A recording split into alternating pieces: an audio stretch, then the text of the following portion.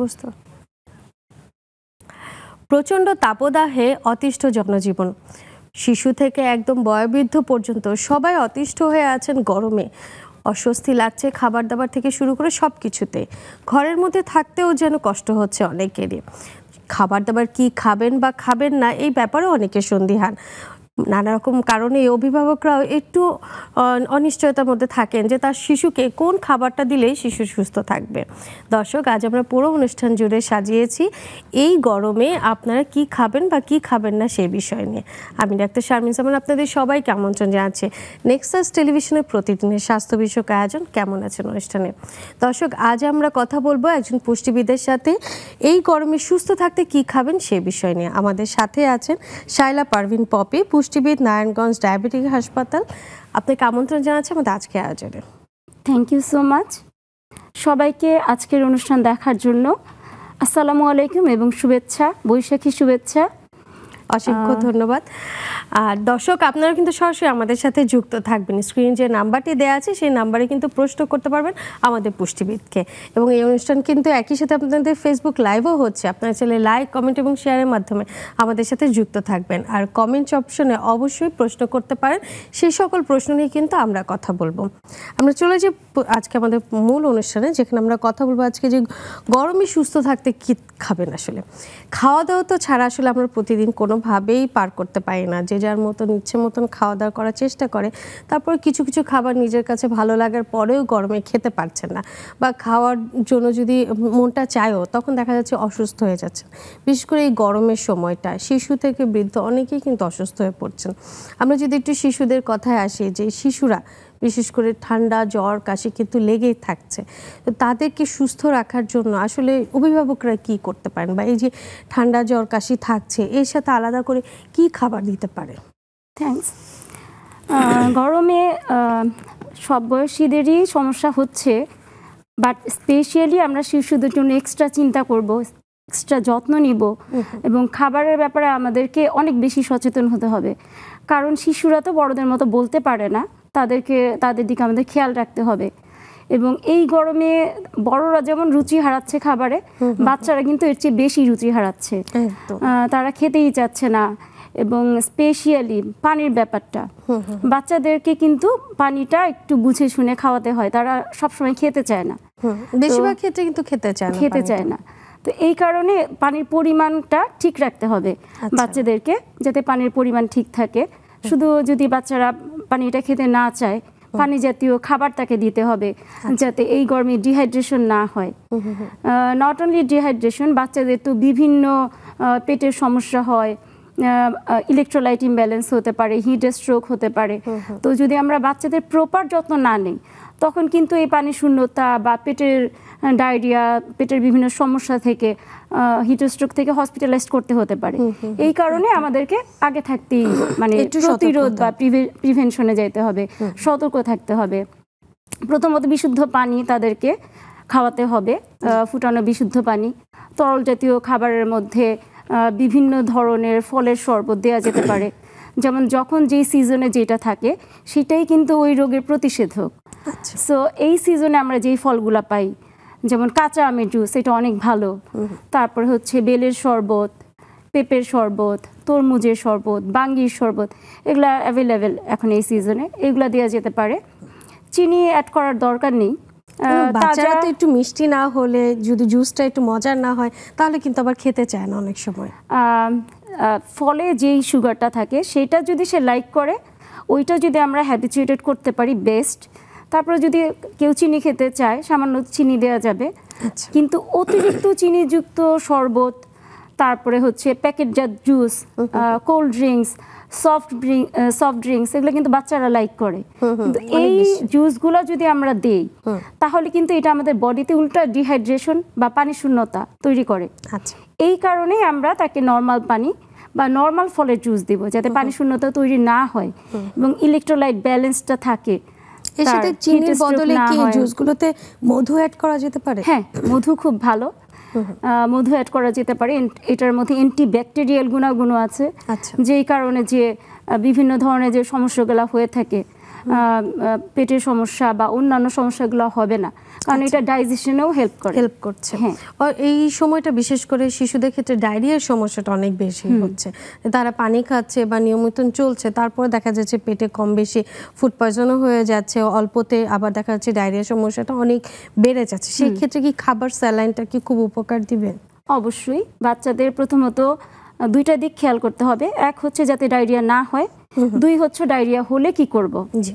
Diarrhoea যাতে না হয় সেক্ষেত্রে আমরা আগে থাকতেই সতর্ক হব, যাতে সে পর্যাপ্ত পানি খায়, পরিষ্কার পরিচ্ছন্ন থাকে।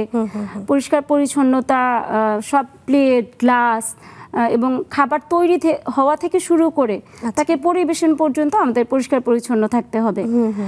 কারণ হচ্ছে গিয়ে খাবারটা যখন তৈরি করি তখন এটা আমাদের পরিষ্কার পরিচ্ছন্নভাবে রান্না করতে হবে, যখন পরিবেশন করব এটা পরিষ্কারভাবে করতে হবে যাতে ডায়রিয়ার জীবাণু না ঢুকতে পারে। এবং যখন ডায়রিয়া হয়ে গেলে তখন আমাদেরকে কি করতে হবে, ওর স্যালাইন তো দিতে হবে, পাশাপাশি চালের স্যালাইন দেওয়া যেতে পারে। এবং এগুলোর পাশাপাশি আমরা নর্মাল খাবার দিব। কি খাবার দিব?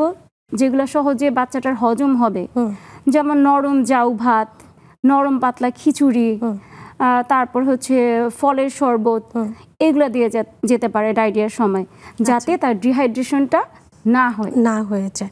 আপনি বিশুদ্ধ পানির পাশাপাশি কিন্তু এগুলো আমাদের দিতে হবে। তাকে বিশুদ্ধ তরল পানির পাশাপাশি এই তরল জাতীয় খাবার পাশাপাশি দিতে হবে। স্যুপ দেওয়া যেতে পারে। আপনি বারবার ফলের শরবতের কথা বলছেন। আমরা ফলের শরবত আসলে একবার যদি বানিয়ে কতক্ষণ আসলে প্রিজার্ভ করা যায় বা রেখে দেওয়া যায়? কারণ দেখা যায় যে একদিনে একবার না হলে দুবার করেও অনেক সময় ফলের জুস খাওয়ানোর একটা প্রয়োজন হতে পারে, বা অনেকে সময় পাচ্ছেন না। যেসব মায়েরা কর্মজীবী তাদের দেখা যাচ্ছে বাসায় বাইরে থাকতে হচ্ছে, প্রতিদিন শরবত বা হচ্ছে এরকম ফলের জুস বানানোটা সম্ভব নাও হতে পারে। সেই ক্ষেত্রে কি একদিন বানিয়ে এটাকে সংরক্ষণ করে 4-5 দিন খাওয়াটা কি সম্ভব হয়? আচ্ছা, ফল হচ্ছে বেস্ট ওয়ে হলো ফলটা কেটে সাথে সাথে খেয়ে ফেলা। এখন ফলের জুসের চাইতে বেশি ভালো হচ্ছে ফলটা যদি আমরা আস্ত খেতে পারি, মানে আস্ত মানে কেটে বা গ্রেট করে খেতে পারি, সেটা হচ্ছে বেস্ট, আমাদের ডাইজেশনে হেল্প করে। বিশেষ করে যেসব বাচ্চাদের দাঁতের প্রবলেম, ফলে তো সুগার থাকে, তারা যদি জুস আকারে খায় তাহলে কিন্তু এই সুগারটা সরাসরি যায় শরীরে এবং দাঁতেও লেগে থাকে। অনেকে তো ফলের জুস খাচ্ছে পরে ব্রাশ করে না, কিন্তু দাঁতের জন্য ক্ষতিকর। জুস খাওয়া যাবে, কিন্তু বেস্ট হচ্ছে কেটে খাওয়া। তারপরে যেই প্রশ্নটা হচ্ছে সেটা হচ্ছে যদি ফল সাথে সাথে খেতে পারি তাহলে ভালো, নাহলে ব্যাকটেরিয়া সংক্রমণ করে। এখন আমরা যদি একান্তই মানে সম্ভব যদি না হয় কোনো কারণে, সেই ক্ষেত্রে আমরা ফলের জুসটা করে ফ্রিজে রাখতে পারি। এবং বের করব হচ্ছে সরাসরি ঠান্ডা জুসটা খাবে না, কিছুক্ষণ বের করে বাইরে রেখে দিতে হবে। যখন এটা একটু নর্মাল টেম্পারেচার হবে তখন বাচ্চাকে দেওয়া যাবে। এবং অবশ্যই চেক করে নিতে হবে, কারণ আজকাল তো প্রচুর লোডশেডিং হয়, কারেন্ট চলে যায়, সেই কারণে চেক করে নিতে হবে ভালো আছে কিনা সেই জিনিসটা দেখে তারপরে তাকে দেওয়াটা খুব বেশি দরকার, চেক করে নিতে হবে। গরমের মধ্যে অনেকের মধ্যে দেখা যায় যে পানি অনেক বেশি বের হয়ে যায়, সোয়েটিংটা বেশি হচ্ছে, ঘামাচ্ছে বেশি। অনেকে মনে করেন যে খাবার স্যালাইনটা আমার শরীরটাকে খুব ভালো রাখবে, সতেজও রাখবে এবং যে আমাদের যে পানির ব্যালেন্সটা সেটাও নিয়ন্ত্রণে রাখবে।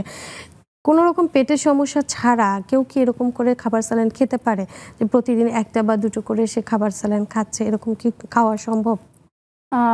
সম্ভব, এটার প্রোস কনস দুইটাই আছে। সেটাও বলতে হবে, যেমন একটা বা দুইটা ওর স্যালাইন খাওয়া যায় যদি আমাদের অনেক বেশি ঘাম হয়, ডিহাইড্রেশন হয়, ইলেকট্রোলাইট ইমব্যালেন্স হচ্ছে এই গরমের মধ্যে, বা পেট খারাপ মানে ডায়রিয়া হলেও তো অবশ্যই খেতে হবে, যতবার বাথরুম হয় আমাদের ততবারই খেতে হয়। কিন্তু উইদাউট এনি রিজন যদি আমরা বেশি খাই, একটা দুইটার বেশি, যে অনেকে ভাবে যে এই গরমে হয়তো ওর স্যালাইন খেলে আমার শরীরটা বেশি ভালো থাকবে, অনেকে আবার বেশি দুর্বল লাগলে স্যালাইনও নেয়। কিন্তু আমাদের এটা মাথায় রাখতে হবে যে access of everything is bad. এখন আমার শরীরে সোডিয়াম, পটাশিয়াম বা পানির ইলেকট্রোলাইট যদি ইমব্যালেন্স না থাকে, তারপরেও যদি আমি ওর স্যালাইন বেশি খাই, সেটা কিন্তু হিতে বিপরীত হবে। সো আমাদেরকে ওর স্যালাইন অবশ্যই খাওয়া যাবে একটা দুইটা, কিন্তু অতিরিক্ত খাওয়া যাবে না, বুঝে খেতে হবে।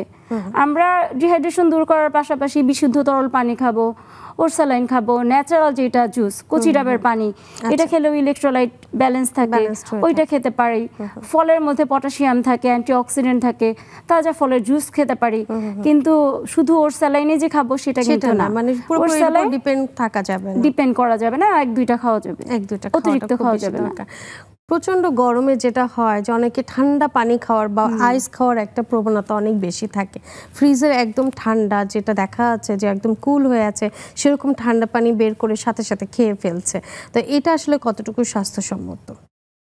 থ্যাঙ্কস, এটা অনেক ইম্পর্টেন্ট একটা কোশ্চেন। গরমের মধ্যে সবাই ঠান্ডা পানি খায়, একদম মনে হয় যে কাঠফাটা রোদে ঠান্ডা পানি খেলে মানে অনেক শান্তি লাগে, যে বরফ যদি চিবিয়ে খায় তাহলে সে মনে করে যে তা শান্তি পাচ্ছে। হ্যাঁ, অনেক শান্তি পাচ্ছে, কিন্তু এই ধারণা এবং এইটা থেকে আমাদের বের হয়ে আসতে হবে।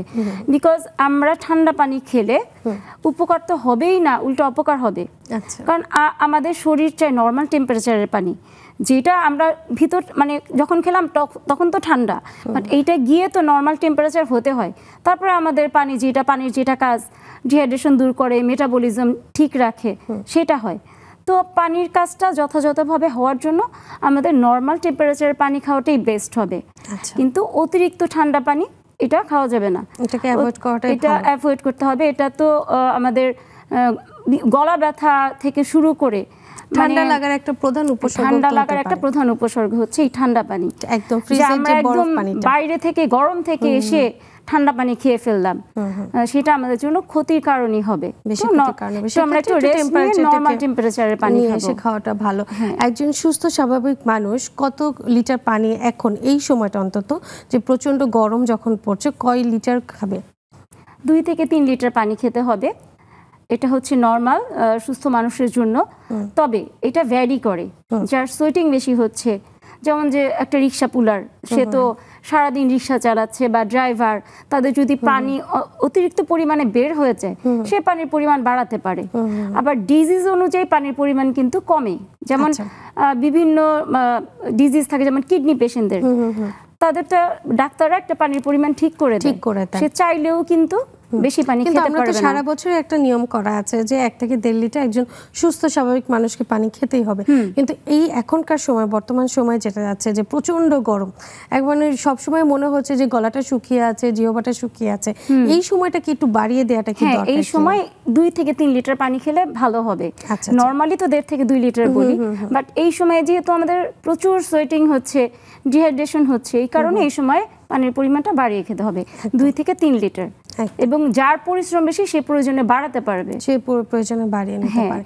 যাদের প্রতিদিনই সকালবেলা বের হতে হয় এবং দুপুর সন্ধ্যা পর্যন্ত ঘরের বাইরে থাকছে, রোদের মধ্যে যাওয়া আসা করছে, তারা আসলে সকালের যে নাস্তাটা সেটা কিভাবে শুরু করবে? Thank you. আমরা কথাই বলি যে সকালে খেতে হয় রাজার মতো, দুপুরে প্রজার মতো এবং রাতে ভিখিরির মতো। কিন্তু ইদানিং একটা ফ্যাশন তৈরি হয়েছে যে ব্রাঞ্চ করে, অর্থাৎ সকালের নাস্তা না করে সকাল দুপুরের খাবার একসাথে অনেকে খায়। এইটা কিন্তু আমাদের শরীরের জন্য অনেক হার্মফুল, বিকজ আমরা সারা রাত ঘুমানোর পরে আমাদের শরীরে একটা ডিহাইড্রেশন তৈরি হয়, খাবারের একটা চাহিদা তৈরি হয়, যেটা আমরা মর্নিংয়ে খেলে, ঘুম থেকে ওঠার 1 ঘন্টার মধ্যে খেলে আমাদের ডিহাইড্রেশন দূর হয়। পানি খাওয়ার পরে খাবার খেলে যেই এনার্জি ডেফিসিয়েন্সি হয় সারা রাত না খেয়ে থাকার কারণে, সেই এনার্জিটা আমরা পাই। এবং সকালে যে খাবার দিয়ে আমরা শুরু করব সেই খাবারটা সারা দিন আমাদের এনার্জি দিবে, অ্যাসিডিটি হবে না। এই যে আমরা সারা রাত না খেয়ে থাকলাম, তারপরে সকালে যদি দেরিতে খাবার শুরু করি, প্রথমত আমাদের ডিহাইড্রেশনের পাশাপাশি আমাদের অ্যাসিডিটি হবে দীর্ঘ সময় না খেয়ে থাকার কারণে। দ্বিতীয়ত আমরা যখন সকালে না খেয়ে সকাল দুপুরে একবারে খাবার খাবো, তখন কিন্তু আমাদের খাবারের পরিমাণটা অনেক বেশি বেড়ে যাবে, চাহিদাটা বেড়ে যাবে। হ্যাঁ, এবং আমরা পরিমাণের চেয়ে বেশি খাবো, যেটা আনহেলদি, আমাদের অ্যাসিডিটি ছাড়াও ওজন বাড়াবে, আমাদের খাবারের ব্যালেন্স থাকবে না। তো ব্যালেন্স করার জন্য আমরা পেশেন্টদেরকে বা সুস্থ অসুস্থ সবাইকেই বলি যে একবারে বেশি না খেয়ে আপনি 3 ঘন্টা পর পর 5 থেকে 6 বারে খান। যেমন ঘুম থেকে ওঠার পরেই পানি খান, পানি খাওয়ার পরে আপনি 1 ঘন্টার মধ্যে নাস্তা করেন, নাস্তা খাওয়ার 3 ঘন্টা পরে মিড মর্নিংয়ে একটা লাইট খাবার খান, সেই ক্ষেত্রে ফ্রুটসও থাকবে লাইট খাবারের পাশাপাশি। দুপুরের খাবারটা টাইমলি 1-2টার মধ্যে খান, বিকালে একটা স্ন্যাক্স করেন, হালকা খাবার। রাতের খাবারটা ঘুমানোর 3 ঘন্টা আগে খান এবং শোবার আগে যদি আপনার ঘুমাতে যেতে দেরি হয়, শোবার আগে একটা হালকা খাবার, আচ্ছা, একটা বিস্কিট বা মুড়ি বা 1 কাপ টক দই বা দুধ, একটা ফল হতে পারে, যদি দেরি হালকা হয় খাবার সেক্ষেত্রে খান। শোবার আগে খাওয়া যেতে পারে। হ্যাঁ, দেরি হলে শোবার আগে একটা লাইট খাবার খাবে।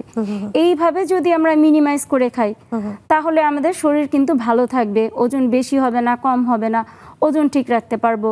আমাদের লাইফস্টাইল যদি এরকম হয় তাহলে কিন্তু আমরা সুস্থ থাকতে পারবো। অসংখ্য ধন্যবাদ। খুব সুন্দর একটি স্টেপের কথা আপনি বললেন যে স্টেপটা আসলে ফলো করলে একজন স্বাভাবিক মানুষ কিন্তু সুস্থ থাকতে পারে। এই স্টেপটা আসলে ফলো করার জন্য আমরা কি কি উপকরণ দিয়ে আমাদের সকালের নাস্তাটা, দুপুরের খাবারটা, রাতের খাবারটা সাজাতে পারি, এই বিষয়গুলো জানবো। কিন্তু তার আগে একটা ছোট বিরতি নিয়ে আসবো। দর্শক, সময় হলো ছোট একটা বিরতি নিয়ে, সাথেই থাকুন, ফিরছি কিছুক্ষণের মধ্যে।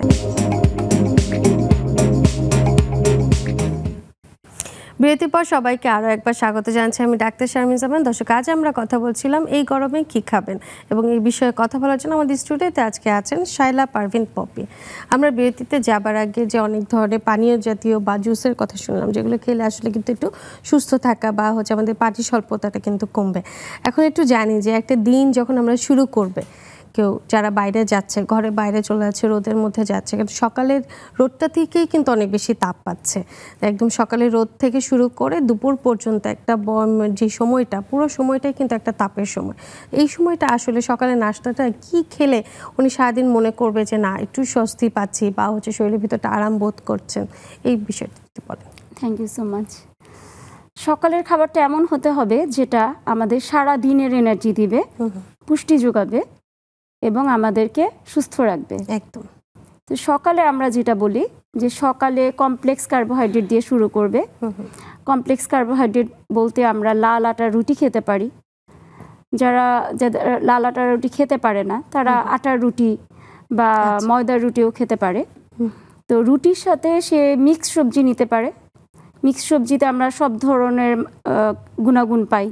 যেমন একটা সবজির মধ্যে একটা লাল সবজি, লাল, সাদা, সবুজ, এরকম বিভিন্ন কালারফুল মিক্স সবজি খেলে বিভিন্ন সবজির উপাদানগুলার আমরা পুষ্টি পাবো। বিভিন্ন সবজির মিক্স সবজি খেলাম, সাথে ডিম অথবা ডাল খেতে পারি প্রোটিনের চাহিদা পূরণ করার জন্য।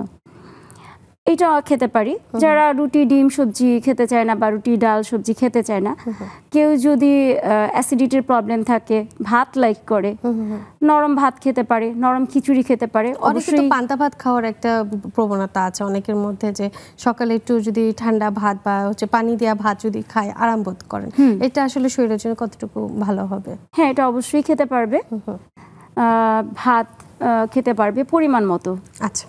অনেকে ভাত খেতে গেলে পরিমাণ ঠিক রাখতে পারে না, কারণ হচ্ছে ভাত এত রসালো, এত মজার খাবার যে পরিমাণ ঠিক রাখতে পারে না। কিন্তু কেউ যদি ভাতের পরিমাণ ঠিক রাখতে পারে অবশ্যই পান্তা ভাত খেতে পারবে বা নর্মাল ভাত বা খিচুড়ি এগুলো দিয়েও খাবার শুরু করতে পারবে।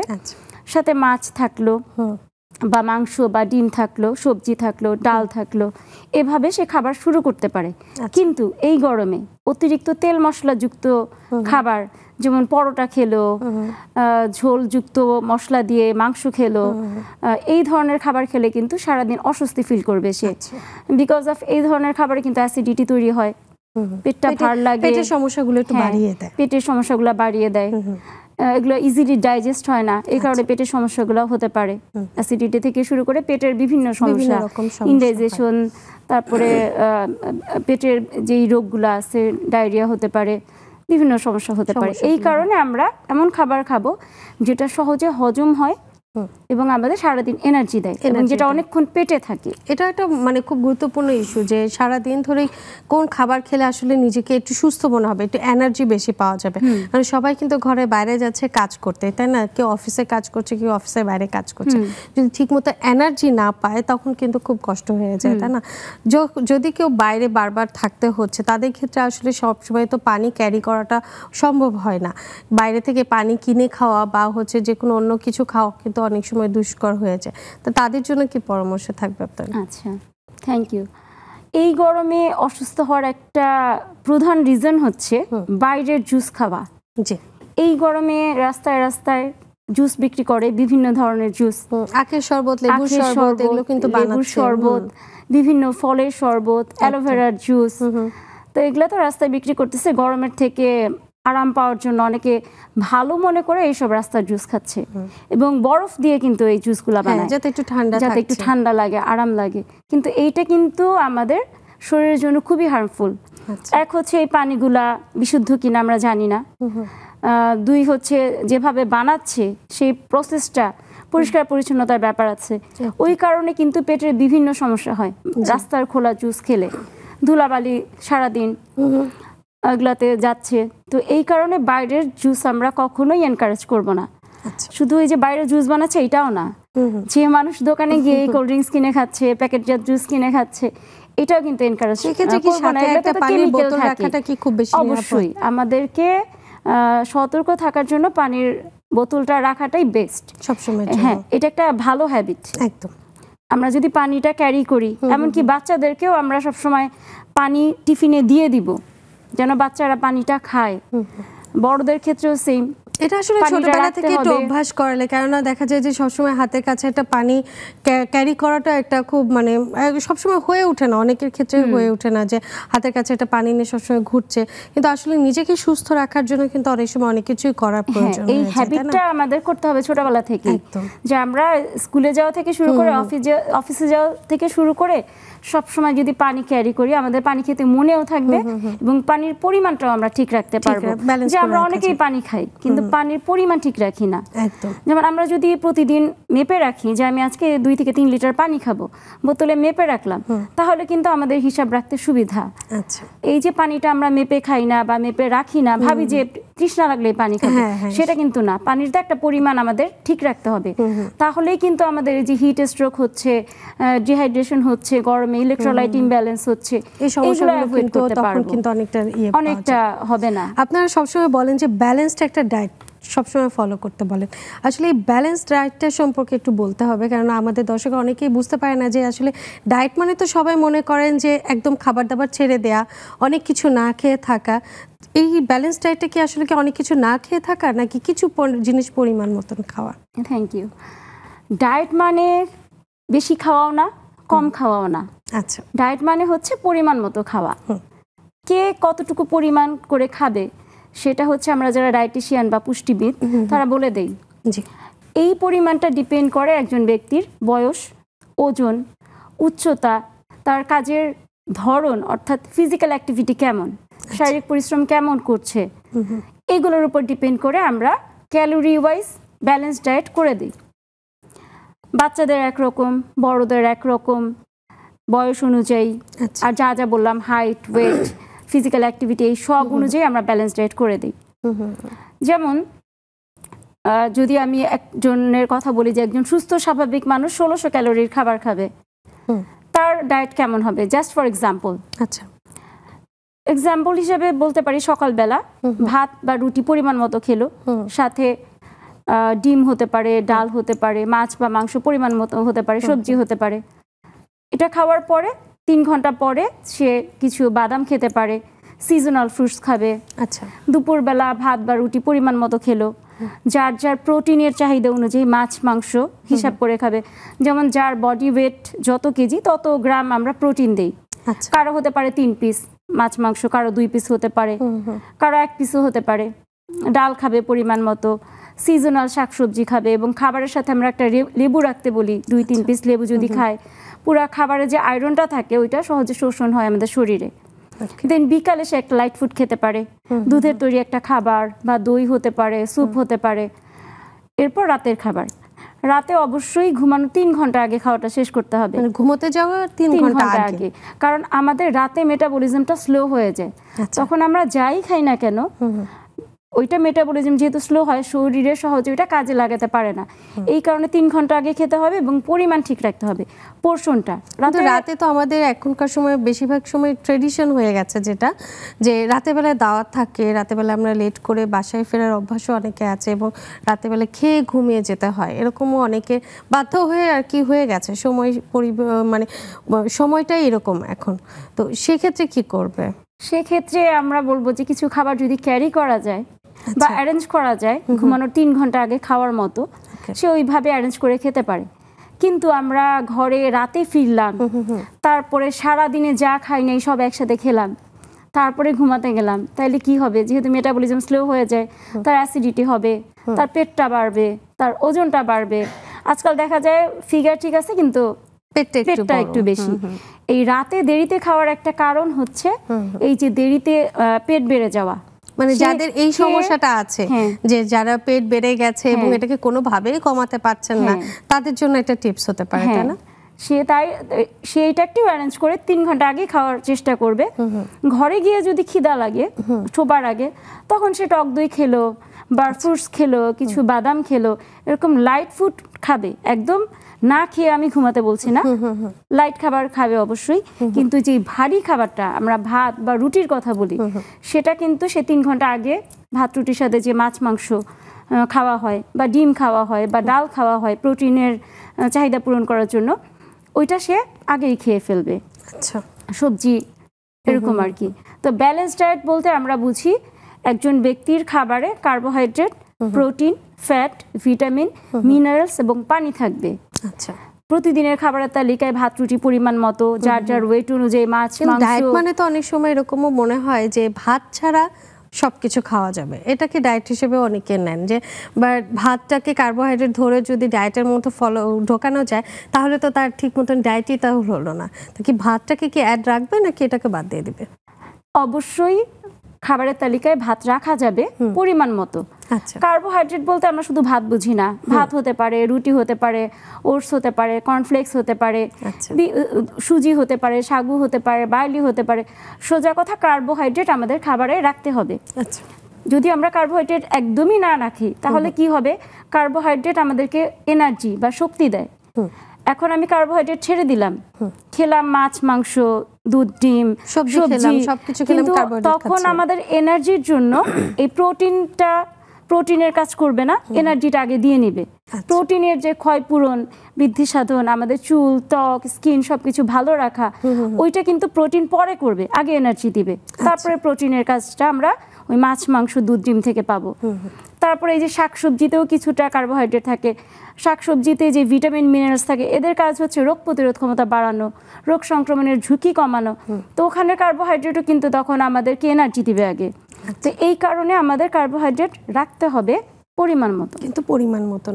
একজন প্রাপ্তবয়স্কদের জন্য যদি তার 50-60 থেকে 70 কেজি হয়, তাহলে তার জন্য কয় কাপ বা কতটুকু ভাত হতে পারে? আচ্ছা, প্রাপ্তবয়স্কদের ক্ষেত্রে তো মেল এবং ফিমেল আলাদা, দুটোই আলাদা। সো আমি যদি ফিমেল পোর্শন ধরি 50 কেজির, সে 1.5 থেকে 2 কাপ ভাত খেতে পারবে দুপুরবেলা। আচ্ছা, রাতে যদি ভাত খেতে চায় 1 কাপ ভাত খেতে পারবে, দুপুরের চেয়ে কমিয়ে খাবে রাতের বেলা।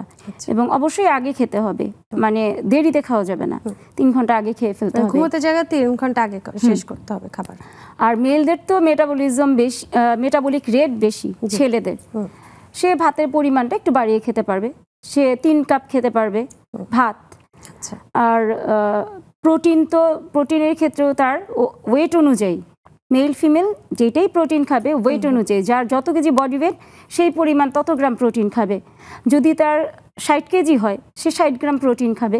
আচ্ছা, মাছ মাংস 2 থেকে 3 পিস খাবে, ছোট হলে 4 পিস পর্যন্ত খাওয়া যাবে। এভাবে একটু মেজার করে খেতে হয়। আচ্ছা, ডায়েট মানে তো আমরা জানি শুধু বয়স্কদের জন্য বা প্রাপ্তবয়স্ক যারা আছেন তাদের জন্য শুধু ডায়েটটা মেন কাজ করে, কিন্তু শিশুদের ক্ষেত্রে কি আসলে ডায়েটটা বা ডায়েট চার্ট ফলো করাটা কি খুব বেশি দরকার? হ্যাঁ, অবশ্যই। ডায়েট ইজ ফর অল এইজে একদম ডায়েটটা ঠিক রাখতে হবে। যেমন জন্মের পর একটা বাচ্চা 6 মাস শুধু বুকের দুধ খাবে, 6 মাস পরে তাকে আমরা সাপ্লিমেন্টারি দিই। তো সাপ্লিমেন্টারি বলতে হচ্ছে পরিপূরক খাবারটা তাকে দিতে হবে। এইভাবে জন্মের পরে যে শুরু হলো ডায়েট, একদম বয়স্ক পর্যন্ত সবাইকেই কিন্তু একটা ক্যালোরি মেনটেন করে আমরা খেতে বলি। আচ্ছা, সবার ক্ষেত্রেই ডায়েট, সেটা বাচ্চা বলেন, কিশোর কিশোরী বলেন, সবার জন্য একটা সিস্টেম অনুযায়ী, যে তার জন্য এতটুকু ডায়েট, এতটুকু কার্বোহাইড্রেট, এতটুকু ফ্যাট, এতটুকু প্রোটিন, তার শরীরের জন্য তার ওজনের সাথে সামঞ্জস্য রেখে তাকে নিতে হবে। ওজন, উচ্চতা, বয়স এবং কাজের ধরন অনুযায়ী সবাইকে আমরা 50 থেকে 60% কার্বোহাইড্রেট দিই, বডি ওয়েট অনুযায়ী প্রোটিন দেই, 30% ফ্যাট দেই।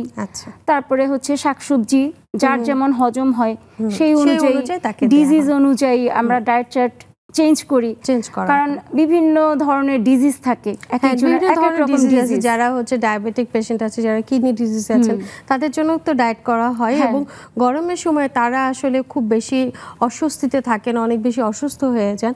এই সময় তারা আসলে কি খাবেন সে সম্পর্কে জানবো, কিন্তু একটা বিরতি থেকে এসে। দর্শক, সময় হয়ে গেলে ছোট একটা বিরতি নিয়ে সাথেই থাকুন, ফিরছি কিছুক্ষণের মধ্যে।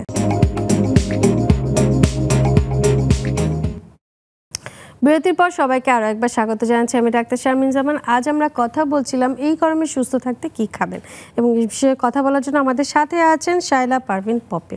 আমরা বিরতির আগে অনেক কিছুই জানলাম, কিন্তু এখন একটু জানবো যে যারা আসলে দীর্ঘদিন ধরে ডায়াবেটিক রোগে আক্রান্ত আছেন বা হচ্ছে হাইপারটেনশন রোগেও থাকেন, তারা কিন্তু দেখা যায় নানা রকম কারণে শরীরে অস্বস্তি বোধ করেন। আর গরমের সময় বিশেষ করে তাদের মধ্যে কিন্তু অনেক রকম দুর্বলতা কাজ করে। তারা আসলে কি কি খাবেন, আলাদা করে কি এই গরমে একটু বাড়তি কিছু খাওয়া বা একটু ভিন্নভাবে কোনো কিছু খাওয়া কি প্রয়োজন আছে? অবশ্যই আছে, থ্যাংক ইউ। বয়স্কদের ক্ষেত্রে আমাদের বিশেষ যত্ন নিতে হবে, স্পেশালি যারা এরকম নন কমিউনিকেবল ডিজিজে আক্রান্ত। তাদের তো এই রোগগুলো ভালো হওয়ার না, এটাকে নিয়ন্ত্রণে রাখতে হবে। নিয়ন্ত্রণে রাখার জন্য তাকে সবসময় সতর্ক থাকতে হবে। স্পেশালি এই গরমে তাকে পানি তো পর্যাপ্ত পরিমাণে খেতে হবে, কারণ পানি তার হচ্ছে শুধুমাত্র সুস্থ রাখার পাশাপাশি মেটাবলিজমও বাড়ায়। তো পানি কম খেলে বিভিন্ন ধরনের অসুখ বিসুখ হয়। পানিটা পরিমাণ মতো খাওয়ার পাশাপাশি তাকে এমন খাবার খেতে হবে যেটা সহজে হজম হয়, কারণ বয়স্কদেরও কিন্তু হজম ক্ষমতাটা আস্তে আস্তে কমতে থাকে। এবং শুধু বয়স্ক না, যারা ডায়াবেটিস বা হাইপারটেনশনে আছে তাদের প্রত্যেকের খাবারের নিয়ম কিন্তু আলাদা আলাদা। তো বয়স্কদের আমি যদি পানির পরে শুরু করি কার্বোহাইড্রেট দিয়ে, তাদেরকে কমপ্লেক্স কার্বোহাইড্রেট খেতে হবে। কমপ্লেক্স কার্বোহাইড্রেট বলতে যেগুলো ব্রাউন মানে থাকে খোসা সমেত, যেগুলা লাল আটা, লাল চাল, ওটস, কর্নফ্লেক্স এগুলো খেতে পারে। তারা অতিরিক্ত চিনিযুক্ত খাবার, রিফাইন্ড সুগার বাদ দিবে, কারণ এই সময় রিফাইন্ড সুগার তাদের জন্য ভালো না। বিশেষ করে স্পেশালি যারা ডায়াবেটিস, তাদের তো রিফাইন্ড সুগার একদমই নিষেধ। এবং যারা হাইপার টেনশনে থাকে তাদেরও কিন্তু ওজনটা মেনটেন করতে হয়। ওজনটা মেনটেন না করলেও কিন্তু তাদের কিন্তু প্রেশার কন্ট্রোলে থাকে না। এবং আরেকটা জিনিস হচ্ছে রিচ ফুড, যেগুলো রিচ ফুড অর্থাৎ স্যাচুরেটেড ফ্যাট। যেমন স্যাচুরেটেড ফ্যাট বলতে আমরা রেড মিটকে বুঝি, বাটার, তারপরে হচ্ছে ঘি, পোলাও, বিরিয়ানি, যে রিচ ফুডগুলা, এগুলো কিন্তু সহজে হজম হয় না। তৈলাক্ত খাবারগুলা, অতিরিক্ত ভাজা ভুনা খাবার, রান্না করাতেও আমরা তেলটা কম দিব। অনেকে রান্না করে প্রথমে ভাজে তারপরে ভুনা করে, ওইটা না করে তাদের ওজন যাতে নিয়ন্ত্রণে থাকে, ডায়াবেটিস প্রেশার যাতে নিয়ন্ত্রণে থাকে, এই কারণে মাছ মাংস যদি আমরা সিজনাল যে সবজিগুলো আছে এখন, যেগুলো আমাদের শরীর সুস্থ রাখে, পানি ধরে রাখে, যেমন লাউ, চিচিঙ্গা, পেঁপে, তারপরে হচ্ছে করলা, হ্যাঁ, গ্রীষ্মকালীন সবজি দিয়ে আমরা মাছ মাংসটা পাতলা ঝোল করে রান্না করে দিতে পারি, তাহলে কিন্তু এটা তার সহজে হজম হবে। ভাজা ভুনা বা রেড মিট অ্যাভয়েড করে মাছ দিতে পারি। মাছ সবচেয়ে ভালো, ইজিলি ডাইজেস্ট হয় বয়স্কদের।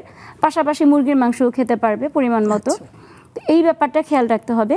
আবার সবজির ক্ষেত্রে অনেকের কিন্তু বেশি বয়সে মানে সালাদটা হজম হয় না, বা অনেকের সবজি হজম হয় না। সবজির ক্ষেত্রেও যেটা নরম সবজি, যেটাতে পানি বেশি থাকে, যেটা বললাম যে লাউ, পেঁপে, এই ধরনের যে সবজিগুলা সিজনাল, এগুলা চুজ করবে।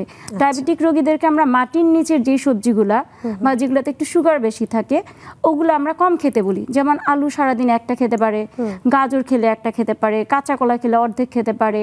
তারপরে আরো যেই সিম, বরবটি, মিষ্টি কুমড়া, এগুলো কিন্তু পরিমাণ বীচি জাতীয় সবজিগুলা মেনটেন করতে হয়। স্পেশালি বীচি জাতীয় খাবারগুলো আমরা নিষেধ করি যাতে কিডনির পয়েন্ট বেশি, কিডনি রোগীদের। এবং বীচি জাতীয় খাবারটা কিন্তু সহজে হজম হয় না, এই কারণে এই পেশেন্টদেরকে পানি জাতীয় নরম সবজি খেতে হবে।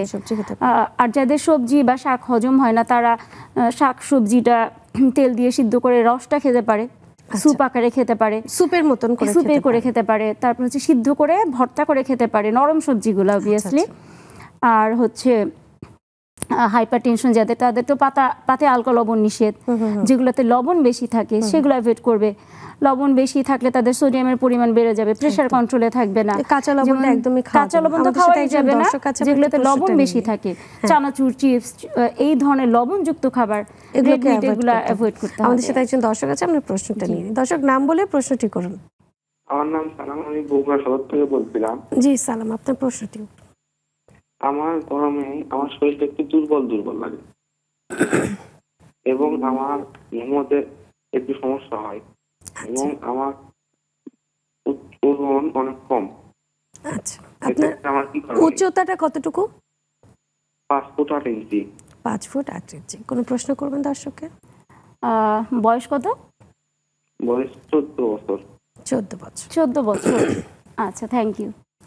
জি, দর্শক আমাদের সাথেই থাকুন। জি, 14 বছর, আপনার হাইট হলো 5 ফিট 8 আর ওজন 46। ওজন অনেক কম, আপনার আইডিয়াল বডি ওয়েট 72 কেজি। তো আপনার ওজন বাড়ানোর জন্য আপনাকে ব্যালেন্স ডায়েট করতে হবে। আপনার যাতে ব্যালেন্স ডায়েটের জন্য আপনার খাবারের তালিকায় যদি সকাল থেকে বলি, আপনি যেটা সহজে হজম হবে সেটা খাবেন। যেমন রুটি না খেয়ে আপনি যদি নরম জাউ ভাত বা নরম খিচুড়ি দিয়ে শুরু করেন, তাহলে সেটা সহজে হজম হবে এবং আপনার ওজন বাড়াতে হেল্প করবে। তাহলে এই সকালে নরম জাউ ভাত বা নরম খিচুড়ির সাথে মাছ, মাংস বা ডিম প্রোটিন হিসাবে নেবেন, সাথে মিক্সড সবজি এবং ডাল খাবেন। যদি সকালে একদমই নরম জাউ ভাত বা নরম খিচুড়ি খেতে ইচ্ছা না করে, নুডলস খেতে পারেন নরম করে। আপনাকে মাথায় রাখতে হবে যে নরম খাবার, ঝোল জাতীয় খাবার খেলে আপনার ওইটা সহজে হজম হবে এবং আপনার ওইটা সহজে কাজে লাগবে। তো সকালে একদম এই টাইপের খাবার দিয়ে শুরু করলেন। এগুলোও খেতে না পারলে দুধ সুজি বা দুধ সাগু বা দুধ বার্লি এটাও আপনি খেতে পারেন। গেল সকালে।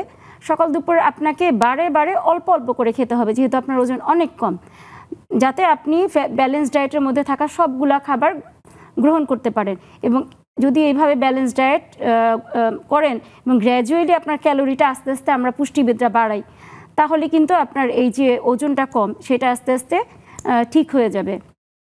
তো সকাল দুপুরের মাঝখানে আপনি দুধ বা দুধের তৈরি একটা খাবার খেতে পারেন। সরাসরি দুধ না খেয়ে যদি দুধ বা দুধের তৈরি খাবার খান, সেটা বেশি আপনার ওজন বাড়াতে হেল্প করবে। দুধের তৈরি খাবার বলতে পায়েস, পুডিং, হালুয়া, সেমাই, যদি এগুলো খেতে ভালো না লাগে আপনি দই খেতে পারেন। দইয়ের সাথে একটু বাদাম, কিশমিশ, কাস্টার্ড খেতে পারেন। দেন দুপুরবেলা আপনি ভাতের চাইতে মিক্সড খাবারটা বেশি প্রেফার করবেন, যেমন খিচুড়ি, চাল ডাল সবজি দিয়ে পাতলা খিচুড়ি, বা একটু এটার সাথে মাংস অ্যাড করেও আপনি খেতে পারেন। চাল ডাল সবজি মাংস একদম পাতলা করে যদি খিচুড়িটা খান, এটা সহজে হজম হবে এবং কাজে বেশি লাগবে এবং আপনি বেশি খেতে পারবেন। যেমন যে কোনো শক্ত খাবার যেটা খেতে বেশি সময় লাগে, সেটা কিন্তু আপনার জন্য ভালো হবে না। আপনাকে এমন খাবার চুজ করতে হবে যেটা হচ্ছে নরম এবং আপনি দ্রুত খেতে পারেন, তাহলে আপনার ওজনটা বাড়বে। আর যদি আস্তে আস্তে খান, অল্প খাবারে আপনার পেট ভরে যাবে, তাহলে কিন্তু সহজে ওজন বাড়বে না। তাই চুজ করবেন নরম খাবার, যেটা সহজে হজম হবে এবং একসাথে বেশি খাওয়া যাবে।